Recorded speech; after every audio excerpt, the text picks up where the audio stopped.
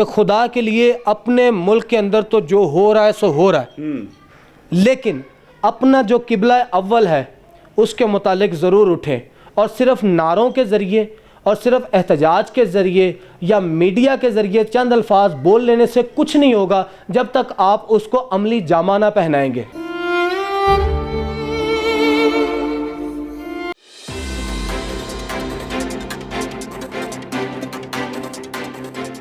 السلام علیکم ناظرین، میں ہوں آپ کا میزبان عبد الرحمن۔ ہدف میں آپ سب لوگوں کو خوش آمدید۔ میرے ساتھ موجود ہیں پاکستان کا کل اثاثہ، پاکستان کی آن شان بان، محمد مصطفیٰ علی۔ 6 سال کی عمر میں ان کو پولیو اٹیک ہوتا ہے اور یہ دونوں ٹانگوں سے معذور ہو جاتے ہیں، لیکن انہوں نے اپنی معذوری کو محتاجی نہیں بنایا، اور آج یہ پاکستان کا جھنڈا تمام دنیا کے وہ ممالک جہاں جہاں کھیلیں منعقد کی جاتی ہیں وہاں فخر سے بلند کر چکے ہیں، بے شمار انعامات یہ اپنے نام کر چکے ہیں۔ مصطفیٰ، یہ بتائیے 6 سال کی عمر میں جس وقت یہ معاملہ ہوا اور جیسے ہی آپ نے ہوش سنبھالا، ہوش سنبھالتے ساتھ سب سے پہلا آپ کے ذہن میں کون سی ایسی بات گئی کہ جس نے آج آپ کو پاکستان کے ساتھ ساتھ پوری دنیا میں سپر سٹار بنا دیا؟ ہمارا معاشرہ اس قسم کا بن چکا ہے کہ جہاں پہ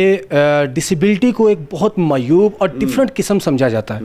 2003 میں فرسٹ ٹائم میں نیشنل چیمپئن بنا پاکستان کا، تو اس وقت پھر میں نے پیچھے مڑ کے نہیں دیکھا، اور 2003 سے سٹل ابھی 2020 تک میں پاکستان کا نیشنل چیمپئن ہوں۔ 18 ٹائم پرائم منسٹر ایوارڈ ملا، پھر جنرل اشفاق پرویز کیانی صاحب تھے چیف آف آرمی اسٹاف، ان کی طرف سے مطلب کہ جو ہے وہ ایوارڈ دیا گیا۔ تو جب آپ جم وغیرہ جاتے تھے، جہاں ٹریننگ وغیرہ کرتے تھے، وہاں لوگ آپ کا مذاق وغیرہ بناتے تھے، بہت زیادہ ٹونٹ کرتے تھے؟ بہت زیادہ ایون کہ میں مجھے یاد پڑتا ہے کہ میں ٹروزر شرٹ پہن کے نکلتا تھا نا، تو وہ بہت ہوٹنگ ہوتی تھی، اور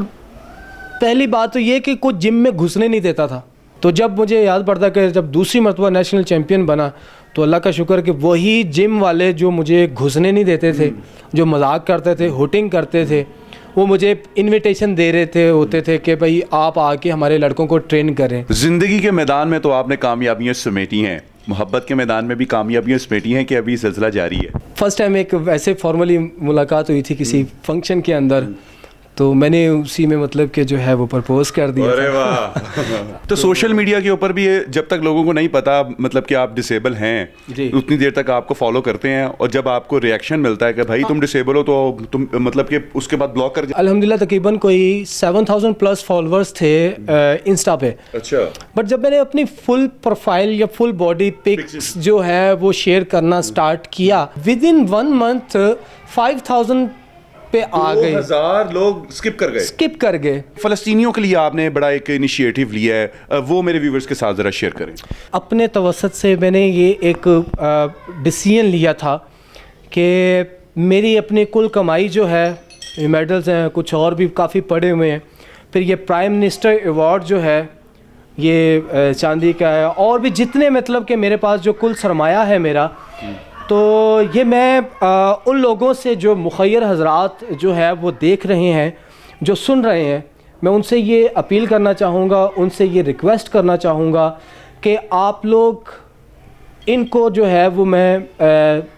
سیل کرنا چاہتا ہوں، ان کو بیچنا چاہتا ہوں، تاکہ اس سے جو مجھے رقم جو ہے وہ ملے، میں اپنے فلسطین بھائیوں کی امداد کے لیے، ان کے راشن کے لیے، چاہے کسی بھی طرح سے، صرف اس حوالے سے کہ ایک ادنا سا امتی ہونے کے ناطے میرا یہ حق بنتا ہے کہ اپنے مسلمان بھائیوں کے اوپر جو ظلم و ستم ہو رہے ہیں ان کے لیے آواز بنوں، اور میں یہ اپنا سب کچھ جو ہے